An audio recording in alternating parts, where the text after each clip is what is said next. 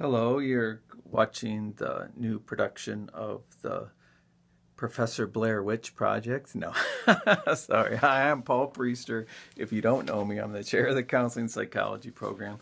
I wanted to share some important information that will help you in the undergraduate counseling psychology practicum process. Okay, I have certain documents that will help you. Please email me, ppriester, so P-R-I-E-S-T-E-R, at northpark.edu if you don't have the documents yet. The first one is, let me explain a little bit before we go into the documents. The practicum, and sometimes you might even want to think about the language you're using, okay? It might make more sense to use the term volunteer experience, volunteer work, or service learning, because sometimes sites, when they hear the word practicum, think of a graduate practicum where you're actually doing clinical counseling. Here you're doing volunteer work at any agency, any place there's humans. Some people have done food banks, homeless shelters, hospitals, counseling centers, sexual abuse survivor counseling centers, a whole range of things. All right, so you're going to have this is the only class in counseling psychology that's a semester long, not a quad, the whole semester. You'll have the whole semester to gather a total of at least 60 hours of volunteer time. All right, the class only meets 3 times on 3 Saturdays. I'll send you those dates. And we have 2 sections going at the same time. One up at Grays Lake at UCLC that meets on the Saturday morning. One Saturday afternoon down at the main campus in Chicago. It's very important that you attend the 3 sessions. All right, so you're going to find a site. You're going to fill out the paperwork, and you can start doing volunteer work, and you have the whole semester to do the volunteer work. First question I often get is, can I use my job? You can use your job site as long as you're not doing things that you typically do for your job. Okay? So, look at this. I want to talk about some of these documents. First is steps to take to get a practicum. That will walk you through it. It's very helpful. I also have a letter to potential practicum site supervisors to help them understand what expectations there are. I also have a table of sites that our students have been at. This is one of the best things to do, is to go where they're familiar with our students and like our students.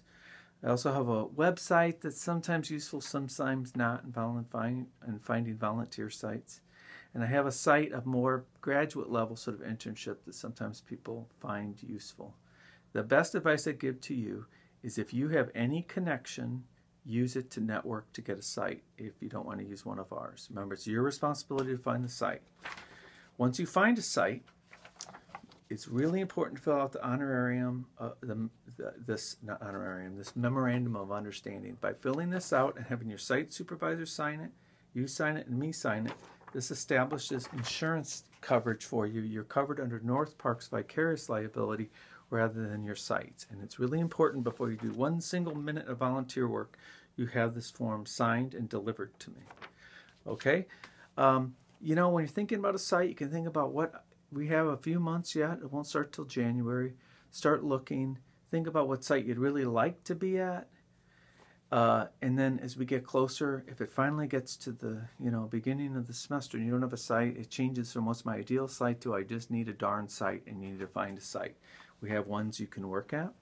We have lots of networks already established. And the policy of North Park is, if by the 3rd week you don't have a site and you've started doing volunteer work, I'm supposed to drop you from the class, which could delay graduation an entire year. We don't want that, okay? One important thing to keep in mind with sites is we're here to provide service to the community and to the agencies. So whatever they want. We had someone that was shredding papers for a social agency. We had someone who filed paperwork. We had other people who do a wide variety of things. Mentoring programs people like, that looks like that's closer to clinical work, and they've enjoyed that.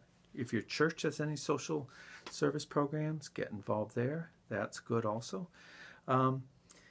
So good luck. Let me know I can help. I want to tell you a really, really important thing is to register for the class. It doesn't matter which section you register for, Grays Lake or main campus, but register for the class so that I'm going to start using those rosters to give communication. Someone says, hey, I have a great site. If you know anyone that wants to be a practicum student, use that to communicate. And sometimes students can use that to communicate too, because student-to-student communication is a good networking and works real well. Okay, so just to sum it all up, register for the class, try to find a site, use the resources I have available for you to find the site. Once you find the site, most important, fill out the memorandum of understanding before doing a minute of volunteer work, and start keeping track of your time. Typically you don't start until the first week of class. If you want to start a little early over break, you can, but you have to talk to me first so that you're getting some supervision, okay? It's a really fun, interesting experience. I think you'll like it. Check out the syllabus. There's a few little mini papers we do because it is graded. And I think you'll like it. Our students have just really found this to be a unique advantage to the undergraduate counseling psychology major here in SAL at North Park. And one of the things that makes us unique and different, and students have really enjoyed it. And if you have any questions, please get a hold of me. And thank you very much.